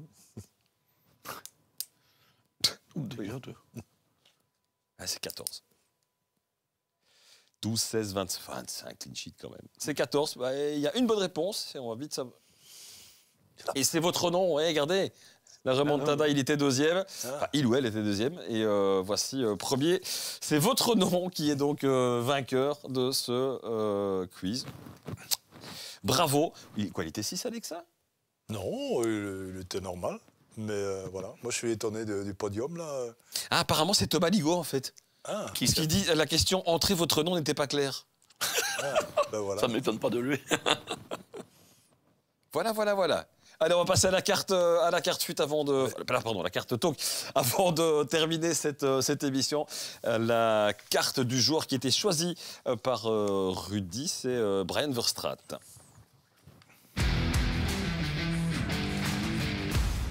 Je prends mon petit tableau qui est en lien avec la régie. Rudy, alors voilà, on va l'afficher, cette carte dans l'écran.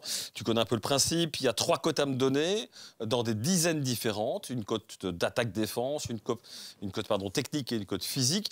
Et puis derrière, je te demanderai 3 attributs parmi les 5 qui sont sur la gauche. Attention qu'ils peuvent donner lieu de manière tout à fait aléatoire à des bonus ou des malus en termes de pourcentage. Donc c'est un petit peu le côté amusant de cette carte. Pour le médian Brian Verstraat, c'est pas le capitaine de Spi. Non. C'est pas le capitaine. Attaque-défense, une cote de 0 à 99. 85. 85 en attaque-défense. OK. Donc plus de cotes dans la dizaine des 80, évidemment. Une cote technique. 80. Non, tu peux pas. Non. 79, si tu veux. Dans les 70 ou dans les 90 ou dans... Technique, 79. Allez. 79. Et une cote physique. 90. 90 en physique. OK, parfait. Alors, et voilà pour les choix. Fantaisie technique, pas de gauche, maîtrise des airs, sniper, Formule 1.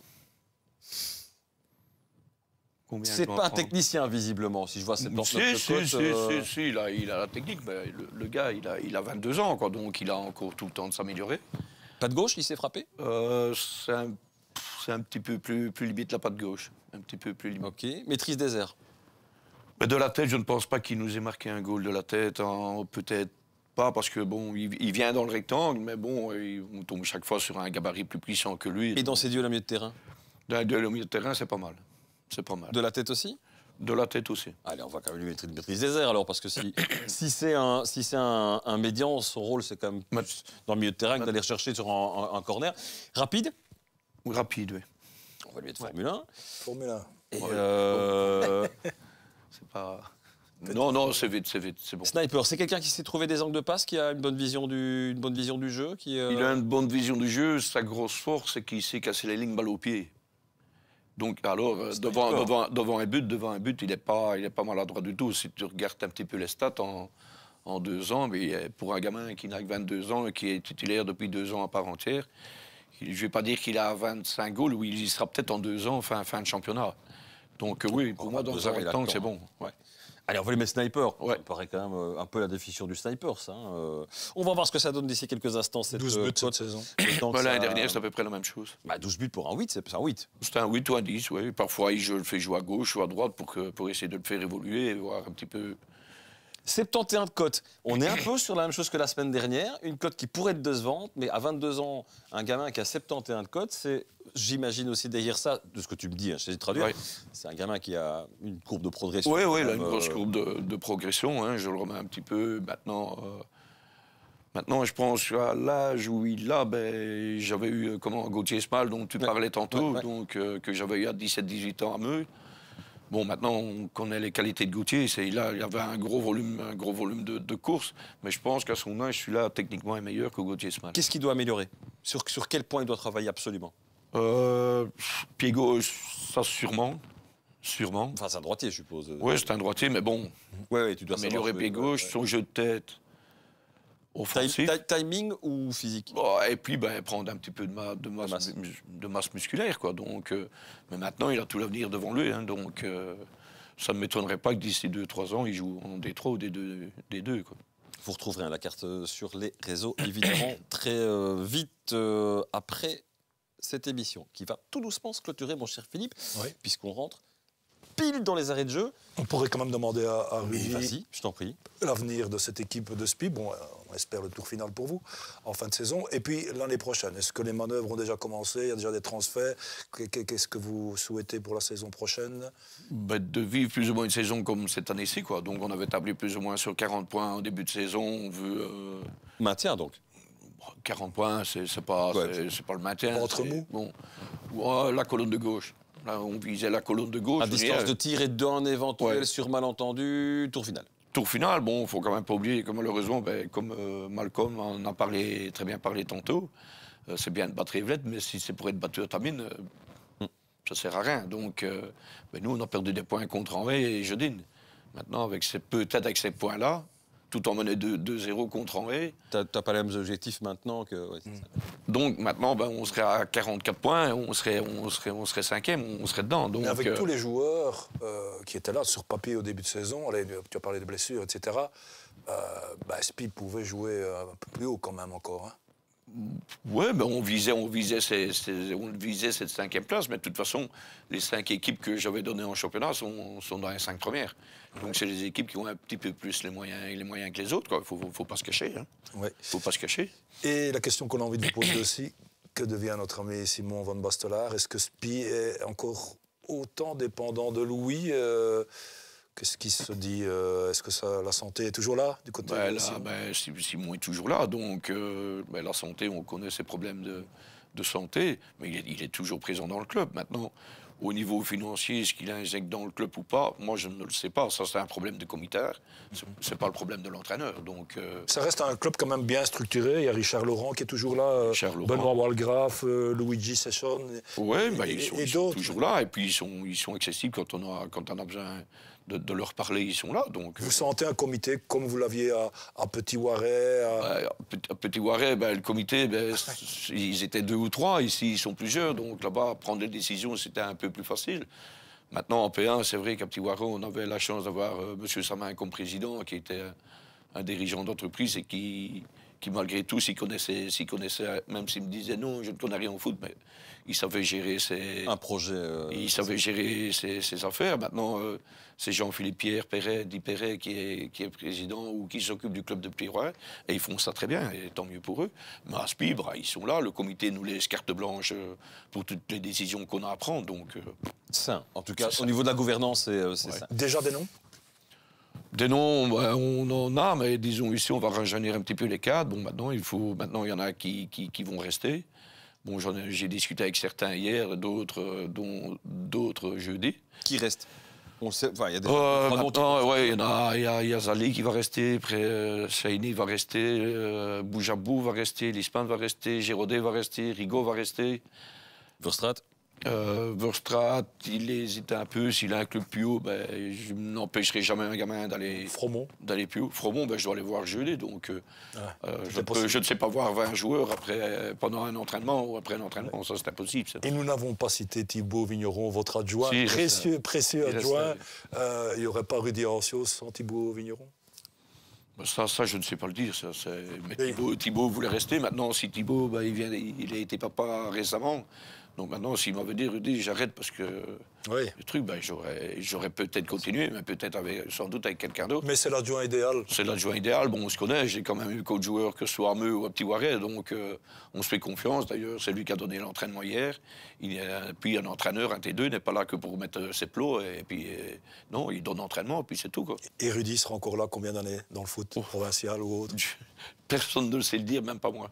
Même pas moi. Je pense qu'il voudrait mourir sur scène, en fait. Non, c'est pour ça que je ne veux plus jouer. Donc, Merci, Rudy, en tout cas, d'avoir accepté notre invitation. C'est si rare que c'en est très appréciable de t'avoir sur un plateau. Merci, Philippe. Merci, aussi, Greg. de nous avoir accompagnés, comme toutes les semaines d'ailleurs. Merci à vous toutes et à vous tous qui nous regardez. Merci aussi à nos invités qui étaient là à distance. Prochain Talk Foot, ce sera bien sûr mercredi prochain, en direct à 10h à 19h, pas 10h, à 19h sur la page Bouquet Sport. Toute belle soirée à toutes et à tous. À très vite.